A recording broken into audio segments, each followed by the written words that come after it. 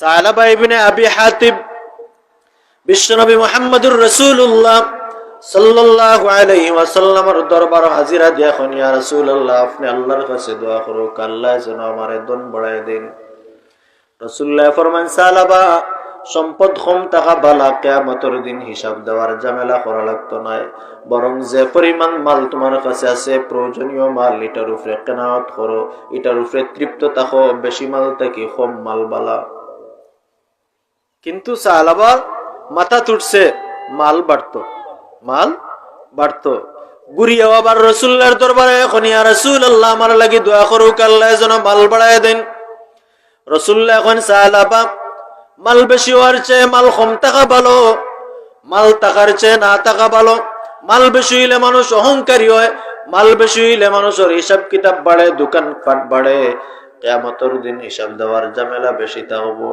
বরং মাল বেশি হওয়ার চেয়ে কম টাকা ভালো, ওটার উপরে কেনাত করো, তৃপ্ত থাকো।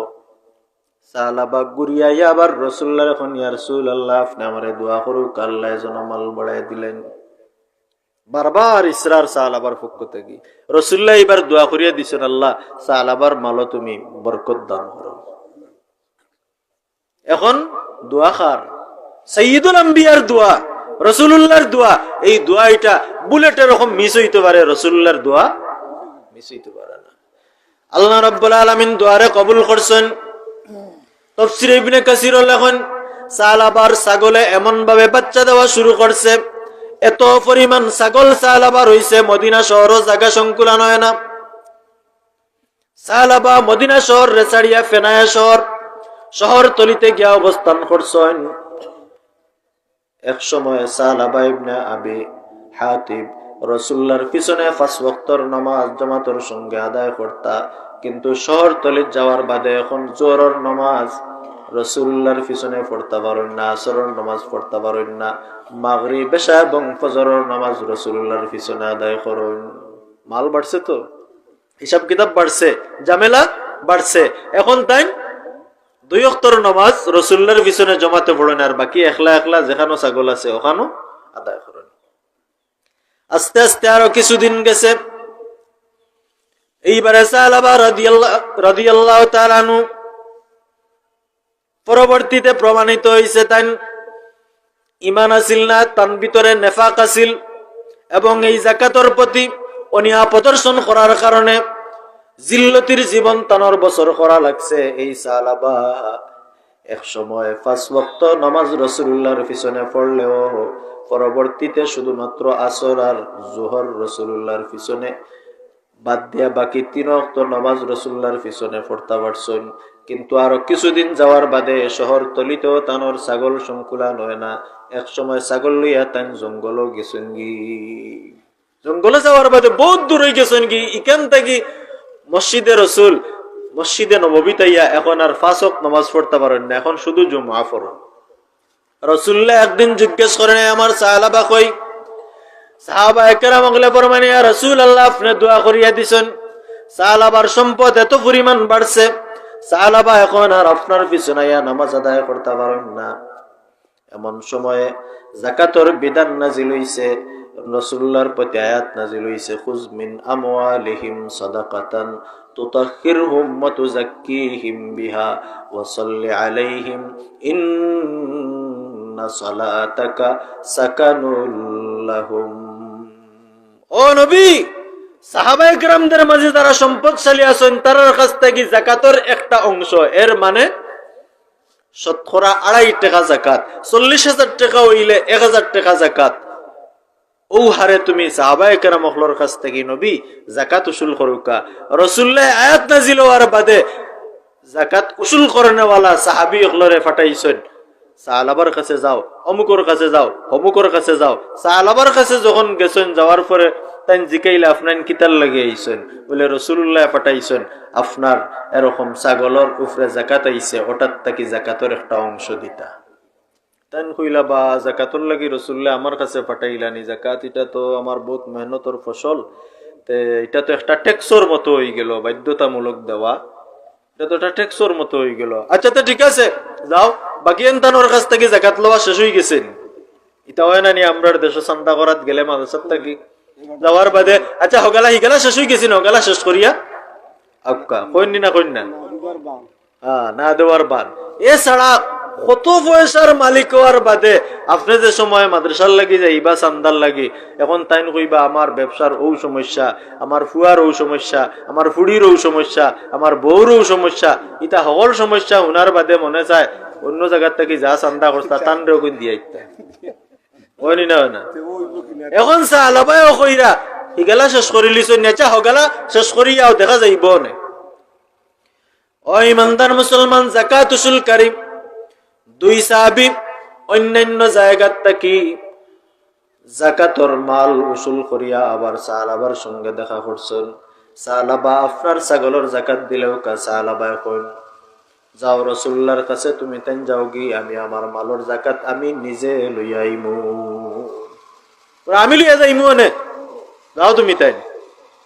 ও যে তাই দেরি করছেন যাকাত দিতে তাই রাসূলুল্লাহর দরবারে পৌঁছার আগে তানোর ব্যাপারে কুরআন শরীফের আয়াত নাযিল হইছে ফালাম্মা আতাহুম মিন ফাজলিহি বাখিলু বিহি ওয়া তাওয়াল্লাউ ওয়া হুম মুরিদুন তোমাদের মাস্তাকি তারার মাস্তাকি কিছু মানুষ আছে হয় আল্লাহ আমারে মাল দিলে ওটার তাকিলা না সাদকান্না অবশ্যই অবশ্যই সদকা করমু ওয়ালা নাকুনান্না মিনাস সালিহিন আর নেককার হলর অন্তর্ভুক্ত হইজিমু আর যখন তারে অনুগ্রহ দেই যখন তারে মালর মালিক বানায় দেই সম্পদশালী বানায় দেই তখন হে কৃপণতা করা শুরু করি দে মুখ ফিরাইলা ফিট ফিরাইলা আয়াত নাজিল হয়ে গেছে সাহাবায়ে কেরাম হলে দেখলারে রাসূলুল্লাহ বলেন ইয়া আসাফা ইয়া আসাফা ইয়া আসাফা তানোর নাম উল্লেখ করিয়া কইছেন ইও তো সাহাবা তো বরবাদ হয়ে গেলা আফসোস তানোর লাগে আমি দোয়া করিয়া দিলাম আর এখন তাই যাকাত দিলা না উসুলকারী হলর সাথে এই দুর্ব্যবহার করলা সাহাবায়ে কেরাম হলে এই খবরটা পৌঁছাইলেন সাহাবার কাছে সাহাবা তোমার তো সর্বনাশ ঘটি গেছে আর রাসূলুল্লাহ তোমার ব্যাপারে ওভাবে শ্বাস ফলাইছেন দৌড়াইয়া তাই নাইছেন ছাগল লইয়া রাসূলুল্লাহর কাছে ইয়া রাসূলুল্লাহ নৌকা আমার ছাগলের যাকাত রাসূলুল্লাহ ফরমান না তোমার মালের যাকাত নেওইতো না আল্লাহর পক্ষ থেকে নিষিদ্ধ হয়ে গেছে ও ইমানদার মুসলমান আল্লাহ যে সম্পদ দিছেন তা তাকে মাত্র 2.5% চাইছেন 100 টাকা আছে 2.5 টাকা দাও 1 লাখ টাকা আছে 2.5 টাকা যাকাত দাও এটারে আমি জরিফানা মনে করলাম এটারে আমি ট্যাক্স মনে করলাম সাহাবায়ে যেটা মনে করছেন যাকাত না দেওয়ার কারণে না বিলম্ব করার কারণে রাসূলুল্লাহ ফরমান তোমার যাকাত আর হইতো না রাসূলুল্লাহর ইন্তেকাল হইছে হযরত আবু বকর রাদিয়াল্লাহু তাআলা আনহু খলিফাতুল মুসলিমিন হইছেন সাহাবায়ে তানোর ছাগলের যাকাত নিয়ে আইছেন হযরত আবু বকর ফরমান তোমার মাল তো বিশ্বনবী মুহাম্মদুর রাসূলুল্লাহ সাল্লাল্লাহু আলাইহি সাল্লামে লইছেন না আমিও তোমার মালের যাকাত লইতাম পারি না উমর রাদিয়াল্লাহু খলিফাতুল মুসলিমিন হইছেন লইয়া আইছেন উমর রাদিয়াল্লাহু এখন রাসূলুল্লাহ যার মালের যাকাত লইছেন না আবু বকর সিদ্দিক রাদিয়াল্লাহু যার মালের যাকাত লইছেন না আমি উমরেও তার মালের যাকাত লইতাম পারি না উসমান রাদিয়াল্লাহর শাসন আমল এইন মারা গেছেন এখন কত হইল এই যাকাত যেহেতু লইয়াইছেন এটারে কনসিডার করা গেল না নি মাফ করিয়া দেওয়া গেল না নি মানুষ তওবা করলে তো মাফ হয় কিতাবও লেখছেন এইন যদিও মাল লইয়া আইছেন ভিতরে ভিতরে তাই খুশি আসলা না বলে মাল তো দিয়ার কি পরিমাণ কষ্ট করিয়া আমি লইছি যাকাত দেওয়ার সময় মনরে খালা করিয়া অন্তরে এরকম বেতা রাখিয়া কষ্ট রাখিয়া যাকাত দিতা না ইন লইয়া যদিও আইছেন লেখছেন তানোর নিয়তর মাঝে ওখান আছিল যে যদি দেই না যাকাতে এরকম মানুষে কিতা কইব আয়াত তো আমার ব্যাপারে নাজিল হয়ে গেল তে কমপক্ষে মানুষের মাত থাকি বাঁচবার লাগে তুড়া ছাগল জাগি যেন তবুও সমালোচনার থাকি বাঁচি যাই তার নিয়ত সহি না থাকার কারণে আল্লাহ তাআলা তানোর যাকাতরে গ্রহণ করছেন না তানোর তওবারে কবুল করছেন না আবু বকরও নিছেন না হযরত ওমর রাদিয়াল্লাহু তাআলা আনহুও নিছেন না এই জন্য দোস্ত বুজুর্গ আমার সময় শেষ হয়ে গেছে যাকাতের গুরুত্ব বুঝাইলাম এবং না দেওয়ার কারণে বিলম্ব করার কারণে ক্ষতি কিতা হয় এটাও একটা ঘটনার মাধ্যমে সংক্ষেপে আপনার সামনে তুলিয়া ধরলাম আমরা যারা এরকম উপরে যাকাত ফরজ ওই যায় বুঝি আমরা তো অনেক সময় ওই যে চার প্রকারের মালো জাকাতায় সোনার উপরে জাকাতায় রূপার উপরে জাকাতায় নগদ টাকার উপরে এরকম জাকাতায় ব্যবসার পণ্যর উপরে জাকাতায় কিন্তু ওই যে আমার গরু দুইটা আছে দুইটা গরুর দাম 1.5 লাখ টাকা দুই গরুর দাম 1.5 লাখ টাকা এখন জাকাত দেওয়ার ক্ষেত্রে আমি যখন জাকাত দেই তখন জাকাত দেওয়ার ক্ষেত্রে চিন্তা করি এনর গড় একান্ত বাঙ্গা অথবা এই তো গরিব মানুষ আসলে তান যে 2টা গরু আছে 2 গরু 70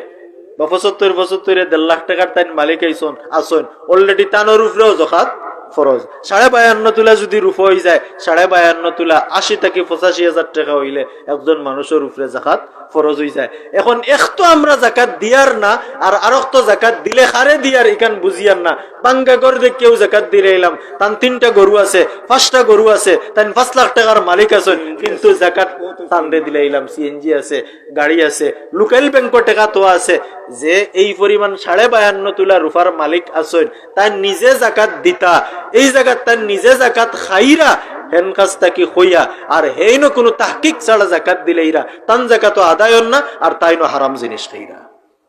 এই জন্য আমরা তাহকিক করিয়া জাকাত দিতাম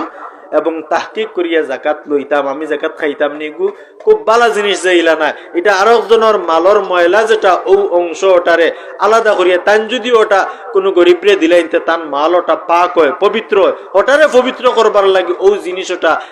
গরিবেন্ডে দেওয়ার যারে দেওয়ার তান লাগি এটা আবার নাফাক না তান লাগি এটা আবার ময়লা নাই কিন্তু যে জাকাতর উপযুক্ত না তাই যদি লইলেনতে তাই ময়লা জিনিস লইছেন নাফাক জিনিস লইছেন গন্ধা জিনিস লইছেন। এই জন্য আমরা প্রত্যেকে ইসলামের এই বিধান ইটারে এরকম কিতা করতাম না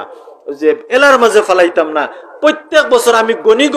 গনি যেরকম ভাবে কোনো মানুষরে আমি টেকা উকা দিতে হইলে একবারে বালা করি গনিয়াই 100 টাকা কিনা 500 টাকা কিনা 50 টাকা কিনা 10 টাকা ইটারে বালা করি দেখিয়া গনিয়া খড়ায় গন্ডায় যেরকম ভাবে হিসাব করিয়া একজনের প্রাপ্য বুঝাই দেয় ওরকম আমার মাল ওটারে খড়ায় গন্ডায় আমার সিএনজি কত টাকার আমার গরু কত টাকার আমার সোনা কত টাকার আমার রূপা কত টাকার আছে ব্যাংক কত টাকা আছে ব্যবসাত কত টাকা লাগাইল আছে সবগুলারে খড়ায় গন্ডায় হিসাব করিয়া যদি আমি জাকাত দেই আল্লাহ ফরমান রাসূলুল্লাহ ফরমান জাকাত দিলে মাল কমে না বরং মাল বাড়ে। অনেক সময় আমরা জাকাত দেওয়ার বাদেও মাল বাড়ে না দেখি আমারও জাকাত রইছে আর নাই খরেদি মারের বুঝতে হইব হিসাব করাত কিতা আছে গন্ডগোল আছে নতুবা আল্লাহ যেটা কইছেন ওয়ামান আসদাকু মিনাল্লাহি কিলা আল্লাহর চেয়ে বড় সত্যবাদী আর কেউ হইতে পারে না ওয়ামা ইয়ানতিকু আনিল হাওয়া ইন হুয়া ইল্লা ওয়াহয়ুন ইউহা রাসূলুল্লাহ ওহী ছাড়া কোনো মাত মাতন না। তো রাসূলুল্লাহ কইলা মাল বাড়ে আল্লাহ কইরা মাল পাক হয় আল্লাহ কইরা মাল বাড়ে তাইলে আমার মাল বাড়ে না কেন এর মানে আমি মাল রে বালা করি খোড়ায় গন্ডায় হিসাব করিয়া জাকাতটা দিছি না এর লাগি আমার মাল বাড়েন না। আল্লাহ তাআলা আমরা প্রত্যেকের মাল রে পরিপূর্ণভাবে খোড়ায় গন্ডায় হিসাব করিয়া জাকাতর এই বিধান এটা আদায় করার তৌফিক দান করুক আমিন ওয়া আখিরু দাওয়ানা আনিল হামদুলিল্লাহি রাব্বিল আলামিন।